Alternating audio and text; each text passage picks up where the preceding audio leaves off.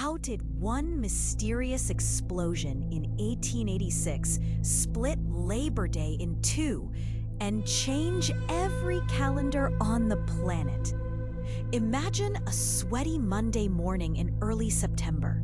North Americans are firing up barbecues for Labor Day weekend, wearing white for the last time, and feeling smug about a bonus day off.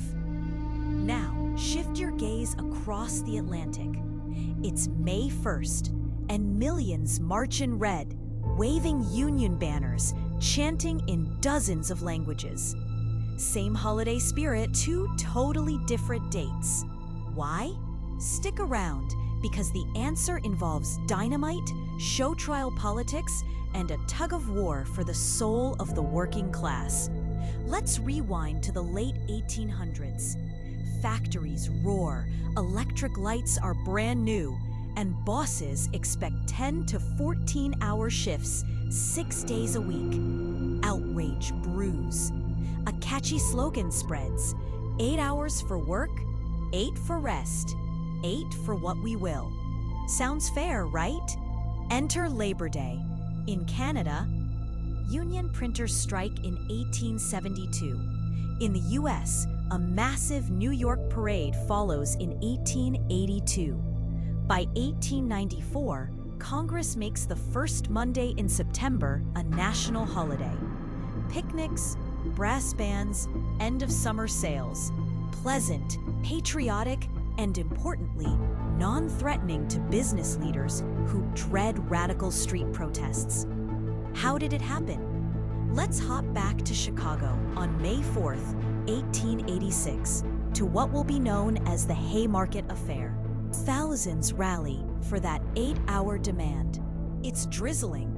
Speakers stand on a wooden wagon.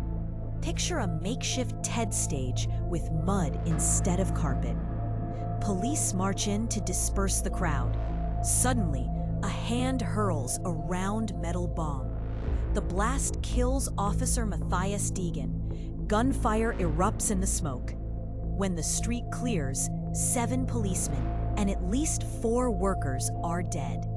Nobody knows who threw the bomb, but 8 workers, mostly German immigrants, are tried anyway.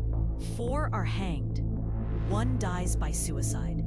The press demonizes them as red ruffians. Worldwide, they become martyrs. Their last words? The time will come when our silence will be more powerful than the voices you strangled today.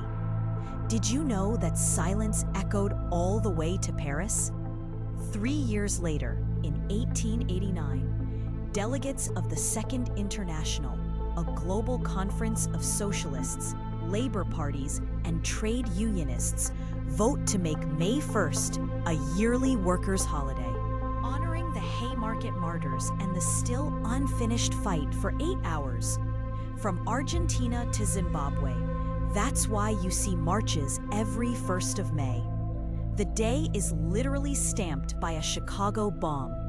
So why do the US and Canada skip the fiery May date and chill out in September instead? Politics, my friend. President Grover Cleveland signed the September Labor Day Law in 1894, smack in the middle of yet another violent strike, the Pullman Rail walkout.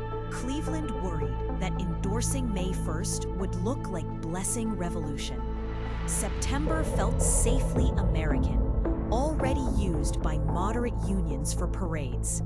Canada mirrored the move to keep in sync with its southern neighbor and to avoid looking too red itself. Meanwhile, other countries picked dates that matched their own labor milestones.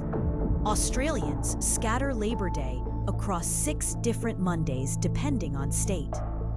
Jamaicans chose a day tied to 1938 independence riots. Kazakhstan celebrates in late September with folk dances.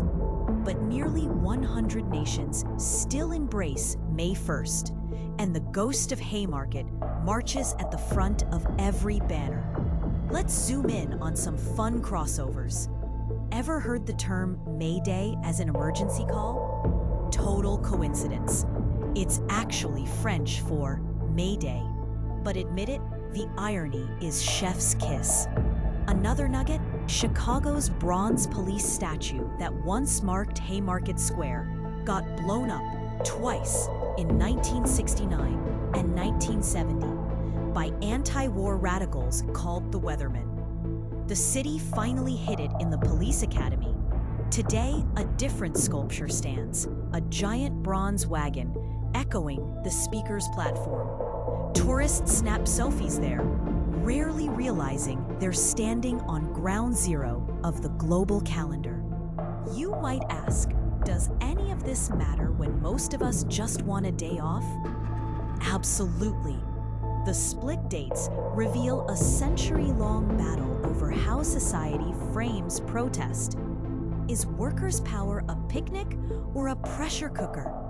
In Europe and Latin America, May 1st still means mass demonstrations, wage negotiations, and sometimes tear gas. In North America, September's Labor Day feels more like a soft lullaby before fall routines. Yet both holidays share DNA.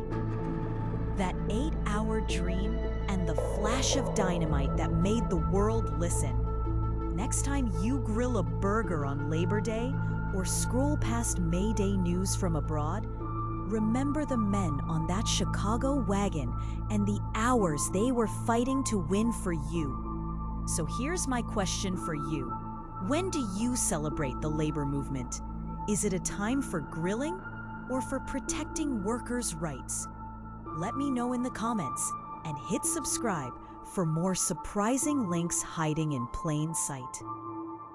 Thanks for listening and enjoy your 8 hours for whatever you will.